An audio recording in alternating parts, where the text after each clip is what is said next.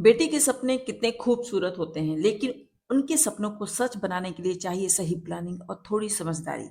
एक ऐसी योजना जो आपकी छोटी-छोटी बचत को बड़ा खजाना बनाकर देगी।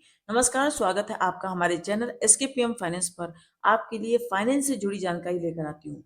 पूरी जानकारी के लिए वीडियो के अंत तक बने रहें, क्योंकि मैं सुकन्या समृद्धि योजना को थोड़े मजेदार अंदाज में समझाऊंगी और कैलकुलेशन के माध्यम से जानेंगे कि ₹250, ₹500, 1000, 2000, 3000, 4000, 5000 और 10,000 महीने जमा करने पर आपको मैच्योरिटी पर कितना अमाउंट मिलेगा।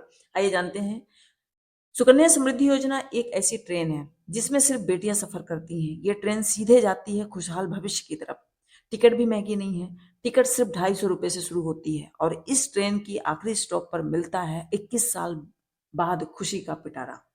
अब इसकी कुछ खास बातें हैं। न्यूनतम निवेश यानी कि न्यूनतम टिकट सिर्फ ₹250 है और अधिकतम टिकट सिर्फ 1.5 लाख है प्रति वर्ष।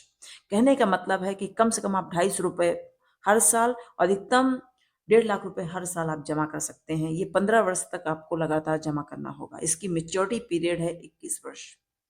ब्याज दर 8.2% है और ये कंपाउंडिंग होती है प्रति वर्ष। सबसे बड़ी बात, ये सरकारी ट्रेन कभी लेट नहीं होती, 100% सुरक्षित है और टैक्स फ्री है। आइए अब बात करते हैं सुकन्या समृद्धि योजना में कौन कौन अकाउंट खोल सकता है। नंबर 1, सुकन्या समृद्धि योजना सिर्फ उन्हीं बेटियों के लिए है जिनकी उम्र 10 साल या उससे कम है। नंबर 2, अगर आपकी बेटी की उम्र 10 साल से ज्यादा है तो इस योजना के लिए वो पात्र नहीं है। कहने का मतलब है कि अगर आपकी बेटी की उम्र 10 साल एक दिन भी ज्यादा है तो भी इसमें अपना अकाउंट नहीं खोल सकती। नंबर 3, केवल माता पिता या कानूनी अभिभावक ही इस योजना के तहत खाता खोल सकते हैं। नंबर 4, एक परिवार में अधिक से अधिक 2 बेटियों का ही अकाउंट खोला जा सकता है। नंबर 5, यदि जुड़वा बेटियां हैं तो तीसरी बेटी के लिए भी विशेष छूट दी जाएगी। नंबर 6, इस योजना का लाभ केवल भारतीय नागरिक को ही मिलेगा। नंबर 7, विदेशी नागरिक यानी कि एनआरआई इस योजना के पात्र नहीं है। आइए हम कुछ एग्जाम्पल लेकर आपको कैलकुलेशन के माध्यम से समझाने की कोशिश करते हैं कि अगर आपने पर मंथ या पर ईयर इतना जमा किया तो 21 साल बाद मैच्योरिटी में आपको कितना अमाउंट मिलेगा। इसे हम उदाहरण से समझते हैं जो कि हमें अच्छे से समझ में आएगा। मान लीजिए कि आप अपनी बेटी के नाम पर ₹250 हर महीना जमा करते हैं तो साल का होता है ₹3000। तो 15 साल में आपका कुल निवेश होगा ₹45,000। तो 8.2% की दर से मेच्योरिटी अमाउंट 21 वर्ष बाद होता है ₹1,38,552, जिसमें से केवल ब्याज बनता है ₹93,552। अब बात करते हैं कि अगर आप अपनी बेटी के नाम पर हर महीने ₹500 जमा करते हैं तो साल में होता है ₹6,000। तो 15 वर्ष के बाद आपका टोटल निवेश होगा ₹90,000, जिसमें से मैच्योरिटी अमाउंट 21 वर्ष बाद होगी ₹2,77,103। तो आपका ब्याज बनेगा ₹1,87,103। अब बात करते हैं कि अगर आप हर महीने अपनी बेटी के नाम पर ₹1,000 जमा करते हैं तो साल का होता है ₹12,000। तो 15 वर्ष तक आप लगातार जमा करेंगे तो ₹1,80,000 आपका कुल निवेश होगा। 8.2% की दर से मेच्योरिटी अमाउंट बनता है 21 वर्ष बाद ₹5,54,206, जिसमें से केवल ब्याज बनेगा ₹3,74,206। अब दूसरे एग्जाम्पल से समझते हैं कि अगर आप हर महीने ₹2,000 जमा करते हैं अपनी बेटी के नाम पर तो साल का होता है ₹24,000। तो 15 वर्षों में आपका कुल निवेश हो जाएगा ₹3,60,000। तो 21 वर्ष बाद 8.2% की दर से ₹11,08,412 आपका फंड तैयार होगा, जिसमें से केवल ब्याज बनेगा ₹7,48,412।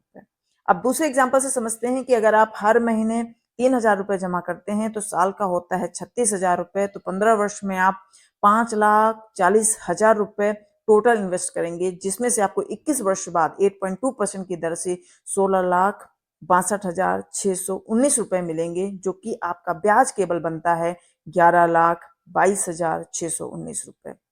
अगर आप इसी तरह ₹4,000 हर महीना जमा करते हैं तो साल का होता है ₹48,000। तो 15 साल में आपका कुल निवेश होगा ₹7,20,000। तो मैच्योरिटी अमाउंट 21 वर्ष बाद मिलती है ₹22,16,825। तो इसमें से केवल ब्याज आपका बनेगा ₹14,96,825। अगर आप हर महीने ₹5,000 जमा करें तो साल का होता है ₹60,000। तो 15 वर्ष में आपका कुल निवेश होगा 9 लाख रुपए, मैच्योरिटी अमाउंट होगी 27,71,031 रुपए, जिसमें से ब्याज बनता है आपका 18,17,31 रुपए। अगर आप इसी तरह 10,000 रुपए हर महीने जमा करेंगे तो साल में आपको 1,20,000 रुपए जमा करना पड़ेगा। इन 15 साल में आपका कुल निवेश हो जाएगा 18 लाख।